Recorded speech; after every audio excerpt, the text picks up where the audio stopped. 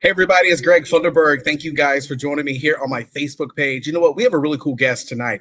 Like this guy is simply amazing. He is living here in Chattanooga, Tennessee, doing some extraordinary things. Not only is he, you know, been traveling around the world, but you know what? He's a YouTuber. He's an artist. Yes, he sings. And guess what, folks? He's written a book about everything that he has endured and gone through to get to this point in his life. But more importantly, the really cool thing about Nico is he is making money and he's doing it on YouTube. He's going to talk about all of that kind of stuff tonight. And you know what? He is the true example of what it means to really, I like to say hustle hard and, make it do what it do. And so allowing the dream to pay for itself. And I'm so proud of the work that he's done. But before I bring him into the live stream tonight, he's put together a cool video to showcase exactly, what he's been doing around the world and how this travel has really impacted his life. So I'm going to play this video and then we're going to talk to Nico in 2 minutes. So check this out and then we'll talk in just a second.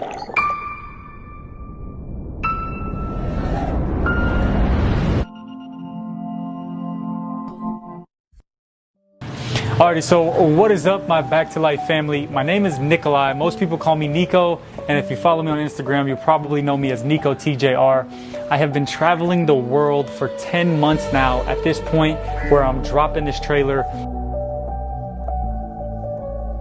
Alrighty, y'all, so traveling the world has been such an amazing experience. I started by going to Hawaii, I went to Italy, I traveled to New York, then I went to Los Angeles, then I went back to Hawaii, then I went to Indonesia, Philippines, Thailand, Sri Lanka, the UAE, Oman.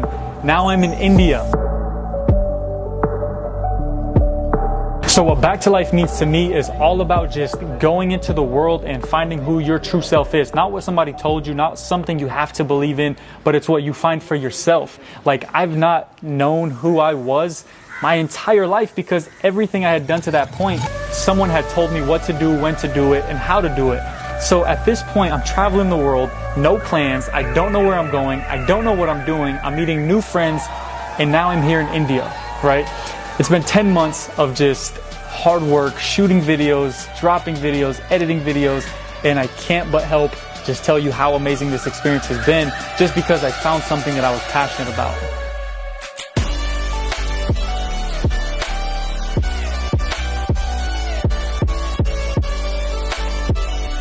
So Back to Life to me has literally made me jump out of my comfort zone and just explore the world for what it has to offer, right? I've absolutely enjoyed this entire journey. I absolutely love everyone I've come in contact with, and I can't help but just want to explore more and more and more. I just want to say thank you to every single one of you that have subscribed and that will continue to keep subscribing. Thank you from the bottom of my heart. I absolutely love you, and thank you for joining the Back to Life family. This is an experience that you can only experience for yourself. This is something you have to do for you. If you want to start a journey like this, you have to take a risk. You have to jump off that cliff and just go all in. I mean, it's literally a poker game. You just have to go all in. But this has been absolutely amazing. Once again, I just want to say thank you from the bottom of my heart. My Back to Life family, I'll see you in a new vlog. Peace. And that, my friends, that is Nico doing some amazing things. Back to life. You know what? I really appreciate, hearing his story. And you know what? You're going to get to know him tonight. And you know what? He's going to be one of your friends. This guy not only is just making an impact around the city of Chattanooga and Tennessee area, but the really cool thing about it, if you check out his Instagram page, his videos, they are getting millions of views. He is doing some extraordinary things. He's got almost 200,000 followers on Instagram. I'm just trying to catch up with him. So maybe, you know what, I can piggyback off of Nico tonight. So you know what, no further ado, let's bring into the live stream tonight. This is my friend, Nikolai Timashuk. How's it going, my friend? What's going on, Greg? How we doing, brother? You know what? It's good to be talking to you. You know what? This whole back to life thing, we're going to get into all of that tonight. But, I want to start by talking about, for people who don't know who you are, we got a chance to see a snippet of who you were, or who you are, I should say, in the video tonight. But tell me a little bit about, growing up. Where did you come from? How did your family, get to Tennessee? First, man, I just want to say I appreciate you building me up like that. It's cool to be able to sit here and get that type of just hammering of positivity. That was super cool, man. So appreciate that. But to jump right into my story, man. So I am a child of immigrant parents. So my parents and three of my siblings actually came to the United States of America in 1989 from Ukraine, which was the Soviet Union back in that time. They moved to New York, Syracuse, New York, as refugees. And then my parents had two more kids, which was me and my sister Rosa. And so luckily we were born in the United States. We got citizenship without having to do anything. So that's a blessing, to say the least. Learned a huge work ethic from my parents. Coming over to a country where you don't speak the language, you don't know what's going to happen. You've had about 500 US dollars in your pocket, and you had five kids in less than 3 years after you were in America. And they were able to make it happen. And they moved to Chattanooga in 1997 or 1998. I believe I was about 3 or 4. And from then on, I've been a Chattanooga boy. I went to Hillcrest Elementary, Brown Middle School, Central High School. Then from there, I went on to play football at the University of Tennessee, Knoxville. Then I transferred to UTC here in Chattanooga, and then I played out my 5th year and got my master's degree in organizational management at Charleston Southern University in South Carolina. And you kind of said, you wanted to know how I just decided to become a teacher and went into all that stuff. And I was at practice one day, and I was like, what am I about to do? I don't know. And I know I'm trying to fit this whole story in this quick 30-second elevator speech, but I was talking to one of our trainers after I tore every ligament in my knee playing against Liberty University. When I was at Charleston Southern, I tore every ligament in my knee for the 2nd time. And she was like, what are you going to do when you graduate? And I was like, probably become a high school teacher. I don't know. And so I became a high school teacher at Hickson High School. Had an amazing time. It was awesome. I enjoyed it. I loved it. It was such an awesome experience working with kids. And, you learn more about yourself than you actually teach the kids in a way, because you got to learn patience real fast. You got to learn different personalities real fast. You got to learn home life is not your home life real fast. Could be better, could be worse. And then one day I was sitting there and I called my brother and I said, I think I'm about to resign and go travel. And he was like, do you have money? And I was like, I do. I got money saved up. I built my house. So I built my house at the age of 24. So I was saving money, doing it the right way. And in January of 2019, I went. My first place was Hawaii. And I traveled the world for a year and a half and got stuck in India during the Corona outbreak. Couldn't leave. Couldn't go outside for literally 60 days straight. Wow. By the grace of God, I was okay. I kept it moving. I had friends over there. I was in Kerala, India, in the southern part of India, where I had friends that took care of me. They sent me food. They made sure I was okay. They checked in every couple of days, and they have their own families. They had their own businesses. They had their own employees that they were worried about. But like I said, by the grace of God, I walked out of there on a government repatriation flight because I knew somebody that knew somebody that knew somebody. And I got back to America in late May, and now I'm back in Chattanooga working, doing cool things, still doing YouTube. I got my book. I got my music. I got a little bit of everything. Like you said, I'm on all social platforms. Before we get to going overseas, let's take it back to, you were doing everything right. You're in school, you're finishing up school, you're playing football, you ran through some obstacles, and you tore some situations there with your playing football. It tears up the body. But you know what? You said, I'm going to teach. And so you found your passion in teaching, connecting with kids. And then one day you're sitting do I really want to do this? So when you were thinking about quitting your job, you've done every single thing right. Your parents immigrated here, you're here in the country, doing well, go to college, graduate, get your master's degree, graduate, and then you get a job teaching, and then you say, you know what, I'm going to quit my job. So in that conversation with your brother, I have to ask you, because, I feel like if I call my parents and say, you know what, I'm just going to quit and do something, first thing my mom and dad would say is, well, do you have money to do this? So take us, for people who are watching tonight, what was going through your mind when you're telling your brother, I'm going to quit my job? That's a hard thing to really answer, because I was at work today and I was talking to a guy that works for the company I work for, and he was like, "What do you do? What do you like doing and all these things?" And I was like, "Man, I'm like a squirrel. Like when I see something, I'm like, oh, let me attack." And you hit it. Like that was my passion. That was my purpose. I loved teaching, but what I realized while teaching is that teaching is my passion, but the platform wasn't necessarily where I thought I belonged. Nothing against teaching in a high school, nothing against being a teacher or anything. Um, my personality and the school system, not that they cannot coexist, especially with today, how social media is getting more easier to Mhm. use and schools are becoming okay with it. But when this was 2 years ago, a year and a half ago, before everybody went on quarantine, and now it's like, hey, use Zoom calls, use video calls. You have to talk to your students. Um, what I was doing was a little unorthodox, and it's like, hey, you're doing a little too much here. Maybe it's like there was lines you could cross, and you'd be like, yeah, I get it. Like I'm a teacher, maybe I shouldn't be on social media. Like I wasn't doing anything wrong or doing anything like that, but Mhm. still, you put your whole life on social media. You're in this career path where people want to see. I don't know. It's a very old school, traditional, like not to bash anything because I loved my time teaching.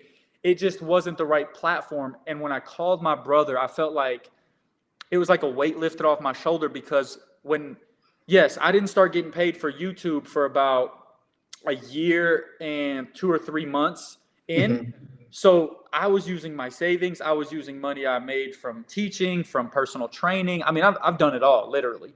Yeah, literally. And with that call, I was like, man, like I feel liberated. Not that I wasn't happy. It's just now I'm about to just go fly. Like it's about to just be, I feel peace.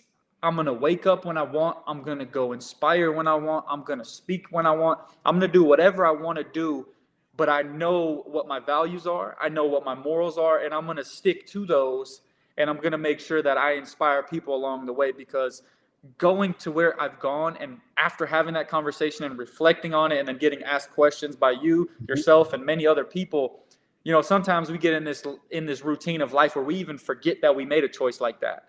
Yeah. You know, You know, and I want to say this right here too. When you packed up and you decided to start traveling the world and you started here in the country, the really cool thing about what I noticed, I just assumed like you packed up like two, three, four, five suitcases. And when we were having this conversation, you said I took this backpack, and what you told me was in the backpack. I'm like, how did you do that? you just So do for it, people man. who are watching, tell us what was in the backpack. Look, so my motto when I was traveling I'm Nike. I just do it, and I don't even wear Nike like that. But that was my Mhm. motto because I grabbed a BMW backpack that was literally this thick, this tall, this wide, and I had 4 or 5 shirts. I had, I believe, 2 or 3 shorts, a pair of Adidas sweatpants that I still wear to this day. My favorite pants. Um, and I took a pair of sandals, like some Birkenstocks, and then a pair of shoes that I could use for hiking, whether they were Toms or something like that. And then along the way, if the shoes got beat up, I'd go to like I went to a store in Thailand and bought some Yeezys for $30, 30 US dollars. Like, Wow.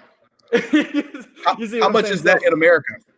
well, you're paying for Yeezy. You can't even really buy Yeezys like that in America because it's so inflated and stuff. People are buying them and then reselling them, and you got to pay $400 or $500 for a pair of Yeezys that you buy in Thailand for 29 bucks or something.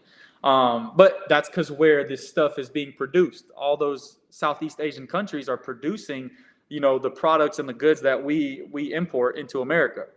So long story short, small backpack, a couple pairs of shorts, a pair of pants, some t-shirts, a couple pairs of underwear, and some sandals. And man, I was on the way. I felt so free. Speaking of free, you did a lot of traveling. So take us to what are some of the different places you went to and what did you learn along this journey? So I'm gonna go. I'm gonna start the whole journey, and I'm gonna just name off every place exactly how I did it. So in January of 2019, I went to Hawaii. I came back. I went to New York. I came back home. I went to Italy. I came back home. Went back to Hawaii. From Hawaii, I went to Indonesia with my cousin that I met for the first time in Hawaii as an adult. Um, and we were about to fly back to Hawaii, and I didn't know what I was going to do after that. We were supposed to stop in Australia for a couple days, and something hit me, and I was like, man, what if I go this way instead of back to Hawaii? He was like, as selfish as I want to be right now, to have you back in Hawaii with me, like, I can't tell you not to go that way. So after Indonesia, I went to the Philippines, Thailand, Sri Lanka. I went to the UAE, so Dubai, Abu Dhabi, Oman. Then I ended up in India after that, in Kerala, and then the southern part of India. Got back home, surprised my family for Christmas. They literally had no idea. One of my favorite videos I've ever made. Um, from there, so 2020 February, I went to Mexico. From Mexico, I went to LA. From LA, I went back to Hawaii. Came back home to Chattanooga, and then from Chattanooga, I went to India again, and then Corona, bow, it hit, and I was stuck. But with that being said, with all those places that I went to, the biggest thing I learned would be that life isn't what it always seems to be. We have a tendency to create these realities in our head out of thoughts. Literally, we will create the craziest scenarios out of thoughts that have never even happened and might not ever even happen. And when I was on the road, I had to be so in tune what was going on a daily basis, not even daily, like second to second, because what if I didn't get let through border control? What if I didn't?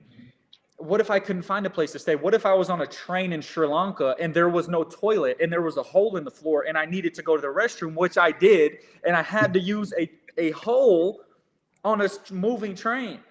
Like, what do? You figure out what's right there in front of you. And that's what I learned about life from all of my travels is focus on, yes, it's good to have dreams, it's good to have goals, it's good to aspire to be these great things, but make sure that whatever you're doing while you have all of these aspirations is that you're taking care of what's actually in front of you, because a lot of people try to skip those steps, but those steps are what get you to that next level of whatever that may be for you.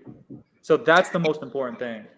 And speaking of the travels, you also vlogged video, did video on YouTube and all these different places. What made you want to share your story, not just, with people back at home in Tennessee, but you're sharing these stories with the world. Yeah, that's a question that I've always kind of asked myself. I'm like, man, what was the real purpose of everything? And I think it all goes back to just how I've always been, even as a child.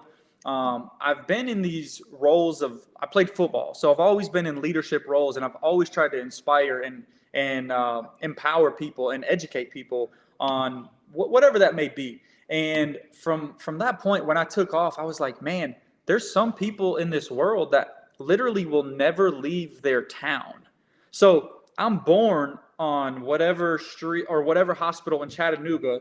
I live on whatever street in Chattanooga, and I might go a 20-mile radius. But if I type in whatever YouTube channel name on Back to Life, or I'm sorry, whatever channel on YouTube, and if you type in Back to Life, you can literally go travel the entire world. I went around the entire globe, and that's what was so cool to me and what's so captivating to me is that I can literally, by the click of a button, bring the opposite side of the world, people you will never meet in your entire life, but they're going to have a face-to-face conversation with a guy named Nico that you know from Chattanooga. I thought that was the craziest thing. The really cool thing about what you've been doing, traveling around the world and bringing what you are experiencing to life for so many people online. But the cool thing I like about this is you were on YouTube, Back to Life. How did the whole Back to Life concept come about? And then you got to tell us, how can little old Greg Funderburg make a little money on YouTube just like Nico? So how it all started, okay, and I actually have that plaque that's right there on the screen. It's like right over there. I'll grab it and show you once we get done talking. So I was actually at the park, and I have some buddies by the name of Goon Squad. They have about 2.2 million subscribers right now, and it's their full-time career. It's what they do. That's how they live. Okay, and we were at the park, and I was about to go skydiving that day, and they're like, man, you're always on Instagram posting these stories, but that stuff disappears. Why don't you start a YouTube channel? That's what we have. And at that time, I believe they had about 39,000 subscribers. And I was like, well, I don't know what to do. Like, I don't know what to call it. I was like, I just like bringing people back to life. Like, I like boosting people. And he was like, that's a perfect name for it right there. Like, he's like, we've learned YouTube a little bit. Like, we know, because they were still growing at this point. They're like, that's a catchy name. Like, figure it out and just keep growing, keep posting, keep putting stuff out there, put content out. And so that day, which was July of 2018, I believe, my first video, I went skydiving. And so, I mean, that's a way to, you know, pop something off. Is I went skydiving, jumped out of an airplane, and from there, kept grinding, putting out videos. I didn't make my first penny until August of 2019. And so that was a full year of YouTube. I put out about 50 videos, I believe, or 75 videos around the world, spent thousands and thousands and thousands of dollars making nothing. Because people think like, oh, I'm going to just kaboom and bam and then money and famous. And no, it don't work like that. It takes a lot of sleepless nights. It takes a lot of grinding. It takes a lot of people not believing in you. It takes you trying to prove it to yourself. Not only the people that doubt you, but the people, like, you got to prove it to yourself, because you start doubting yourself once you hear it enough. So you got to push past all that. And then once you get monetized, which this is public information, but you got to have 4,000 hours of watch time and 1,000 subscribers. And then YouTube will verify and certify that, okay, this is a monetized account. Then ads start showing up on your videos.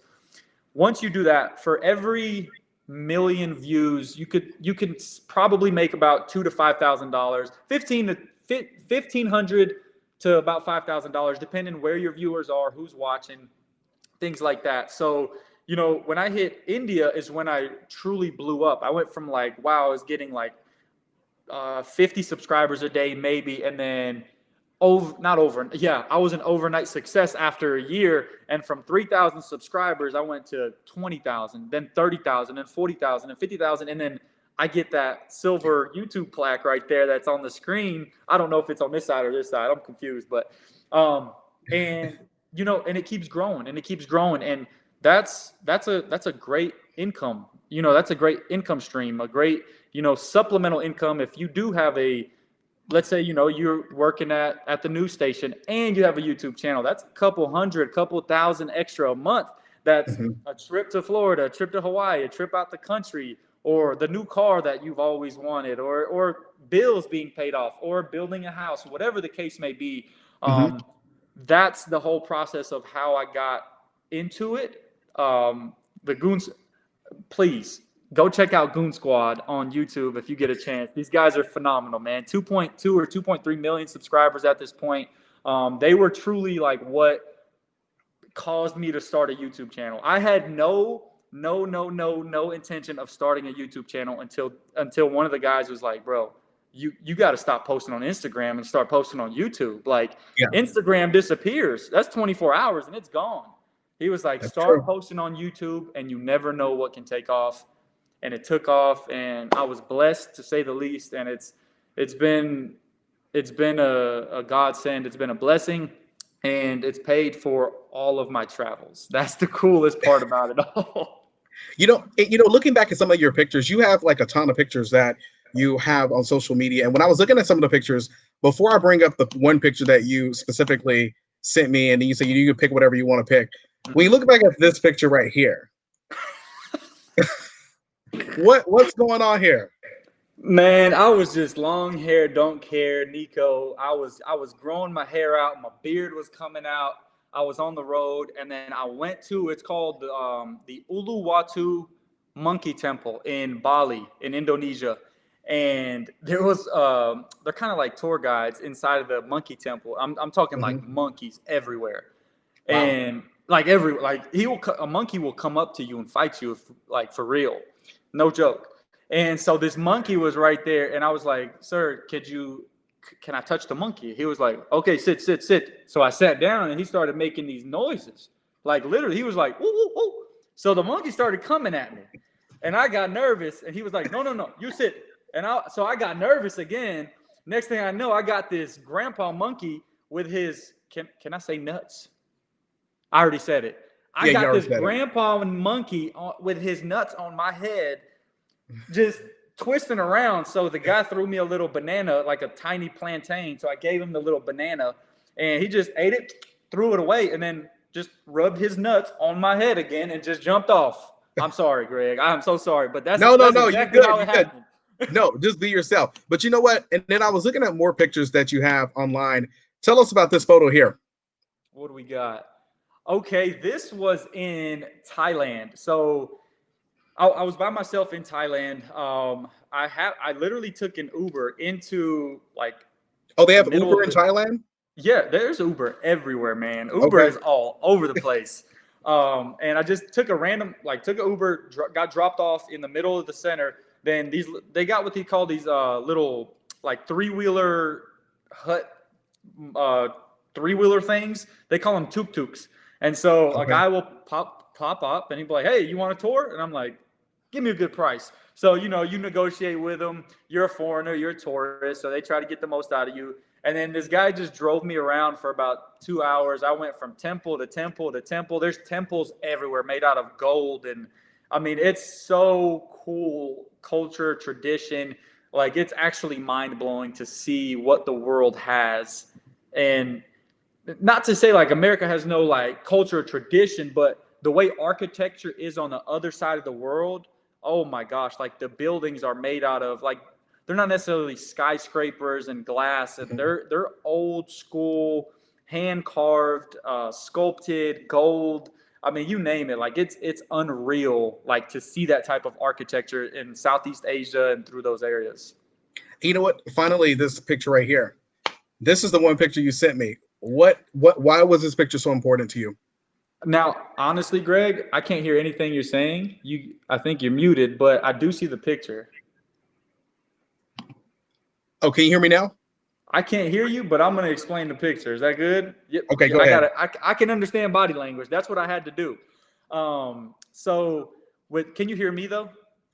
Yeah. Okay. So this was actually in Kerala, India. I was in a place called Fort Kochi. It's a small town, not a small town. It's a big town or a big city, kind of like a Nashville or an Atlanta through the southwest of India. And I had a bunch of people reaching out to me, and a photographer was like, "I want to take your pictures wearing that's a traditional clothing. It's called a mundu." And that's in Malayalam, their native tongue language. But if they're speaking Hindi, that's called a dhoti. So they were like, "Hey, we're gonna put this on you. We're gonna take pictures of you. You're gonna get chai. You're just gonna walk around, take pictures with people." And all those guys, like none of them spoke English, so I was speaking their language, which is Malayalam, as much as I possibly could, interacting with them, just trying to make sure, like just good camaraderie, meeting people, just experiencing a place for what it truly has to offer, like from locals, from just a true intentional experience from the locals in that area. Because when you do that, your perception and your perspective of a place will change dramatically, and it's just an awesome experience. Can you hear me now? I can't hear you, and I'm trying to read your lips right now. Let's see here. I don't know what's happening, but this happens. See, it's good. We're at home. We're on live. Check your phone. Let's see. Check my phone. Okay. Tell us about the book. Okay, so my book, Failure Breeds Success. Can I go run and grab one real quick so I can show the cover? Yeah. I'll be right back.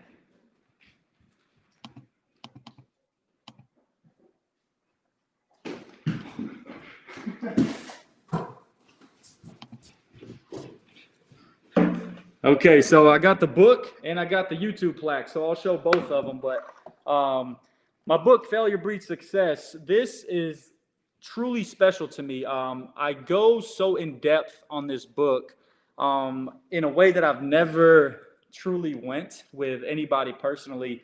And that's what I tend to do. I don't like opening up too much in person. I don't know, that's just my personality.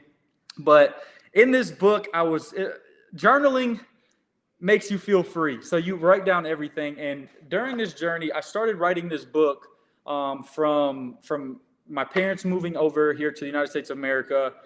That entire process, my entire childhood, going into college, going into teaching, leaving, going into YouTube, and all of those things. And then talking about what it feels like to become a social media sensation, for people to be wanting this and wanting that constantly, and taking pictures with people 20,000 miles away from home. And, it's seeming like the paparazzi was around you 24/7. I mean, it turned into a completely different world for me when I was over there. And it takes some time to get used to it, because you go from just wanting and really scratching and clawing and scratching and clawing, um, to waking up and people going, I want a picture with that guy. I want Wow. that guy to be in my picture. I want people to know that I've met that guy. I just want to shake their hand. I mean, I had people chasing me around India when I was in Kerala. Like, I had people waiting outside my hotels. I've had people come in when I was eating. Even here in Chattanooga, I've had people that have, like, their parents were born in Kerala, but they live here Mhm. now. I've had people come find me, like, at the park when I was on a daily walk, just to tell me how they were a huge fan, because I do post a lot of my locations on my story and stuff. And I actually, posted that guy on my Instagram.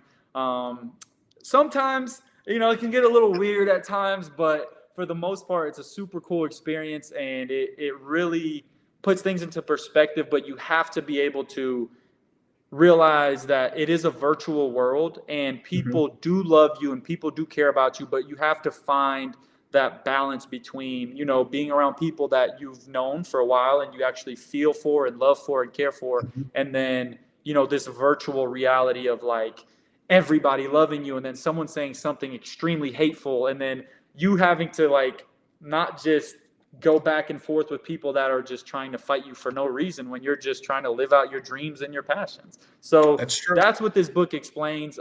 Failure Breeds Success. It can be found on Amazon, ebook or paperback, and it's truly a beautiful journey. Like, it hurt me along the way. It broke me down. It built me up. But at the end of the day, it's a beautiful journey. It's like, I compare it to a rose. It's got Mhm. thorns. It goes through a weed process. It goes through a lot of, having to pluck off the petals and making it really beautiful. That's what happened to me, but I grew from it, and it was just an awesome experience.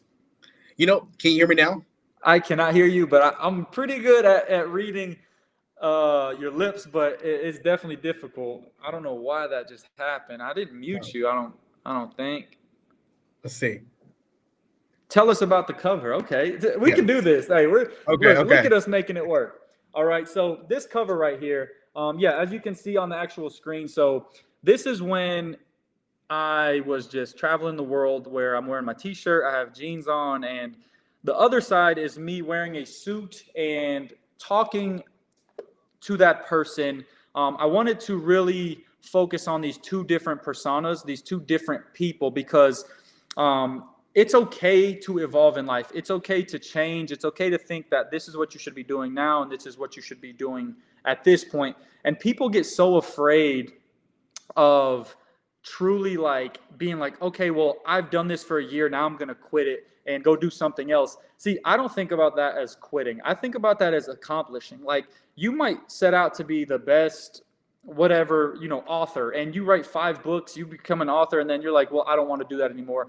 I'm completely okay with that. Like, I accomplish things, then I move on to things that interest me again into the future. And so that's what I was trying to exemplify with this book cover, because it just shows you that no matter if you're in the business world or if you're in the leisure, just, I'm going to go travel the world, um, both are okay. Both can have conversations with one another. Both are just enjoying each other's time. Both are okay. That's what I try to help people understand. And the failure breeds success. I explain that in the book. It's all about what failure means to you, and it's about what success means to you. So if you're, intrinsically motivated, externally motivated, those things differ.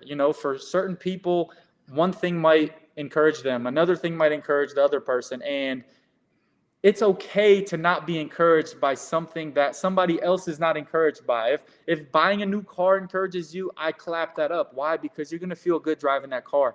But if going to India encourages you, that's also super cool. Like, to me, it's just all about, what does failure mean to you? What does success mean to you? And finding a way to balance those two out, because there's no way to be perfectly right or perfectly wrong.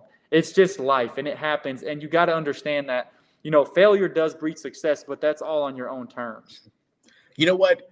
Really cool book. And I was Dang, reading Greg, your I wish I could so hear can you you, hear me? brother. Oh, this hurts Check your my phone. heart. I'm gonna check my phone. Tell us about your music. I like this, man. This is good. So I started dropping music on all streaming platforms, Spotify, Apple Music, as Back to Life. So that's what my artist name is on all my music. So I rap, and it's all family friendly. It's all clean music, but it's just a way it's an outlet for me. Like I said, for me to express my feelings to people isn't my way of going about things, really. So I put it into music, which you see that from a lot of artists. You see that from a lot of people that write or write poems and things of that sort. And I've always, as a child, I was at Hillcrest Elementary School in Chattanooga, Tennessee. And I believe when I was in like the third or the fourth or fifth grade, I won this poem contest, and it was the start of something crazy. I have raps that I wrote in first grade, second grade, third grade. Literally, I have them in a crayon box, and they make me laugh. They're on a white piece of paper, just crumpled up, that I just wrote down with terrible handwriting. But on all streaming platforms, you can find me as Back to Life. I got all the links in my bios and everything like that. It's been a journey. I dropped my first song called Somebody, featuring my good friend Johnny, who's been in music for a long time now, a couple years, and it's been a great journey. And I just released a song called I know that I can. That's really inspirational. That I really enjoyed making here about a week ago. So it's been a great time. I love music. I love being a creator. If I'm being completely honest, I like creating things that connect with people in a personal way. So that's something I've always enjoyed, and I love being able to use the gifts and the talents that God blessed me with to be able to inspire, empower, educate, and etc. Literally. I'm waiting. I got you. Where can you find us? Find me on social medias, and where can you find the book? So on social media, if you're looking for me on YouTube, you just type in "Back to Life," literally just back the number 2 life. On TikTok and Instagram, I'm Nico TJR. That's Niko TJR. On Instagram, I have about 150 something thousand followers. TikTok, I'm about to hit 500K. 500,000 followers on TikTok. On YouTube, I have 267,000 subscribers, I believe, somewhere in that range. And I'm just still growing. And then my book, Failure Breeds Success, you can find on Amazon. If you type that in, my name, Nikolai Timoshuk Jr., and Failure Breeds Success, you can find the paperback right here. It's not a huge book. It's just enough to keep you engaged and tell you my story. And yeah, and I wanted to show y'all all this right here. This is my silver YouTube plaque. When you hit 100,000 subscribers, this is what they send you. And then when you hit 1 million, you get a gold one. So everybody go subscribe to Back to Life. Go type that in, subscribe for me, and so we can hit 1 million, and then we can do another interview with Greg, and I will show y'all the gold one. That would be pretty darn cool. So yeah, find me on all social media as either Back to Life or Nico TJR. That's about the simplest way I can put it. Cool, man. I really appreciate you joining me tonight. Thank you so much. And check out him. He's doing some amazing things. And I just want to say again, keep up the good work and keep, pushing and inspiring and encouraging, so many people, not just here locally, but so many people around the world. Greg, I wish I heard everything you said, but I'm going to say thank you, because the way you came in earlier, I heard every word and it was all positivity, man. I truly appreciate you. I wish you nothing but the best. I wish blessings upon you, man. I know it's been weird with Corona and you've been killing it at your job. So I appreciate you here in Chattanooga, man, serving the community and all that good stuff. I appreciate you. I know the community in Chattanooga appreciates you, man. And just I can't wait to run into you again and have this conversation when you do blow up, when on TikTok and Instagram and YouTube, like you said you were going to. So it's on the way, man. And I appreciate you having me on.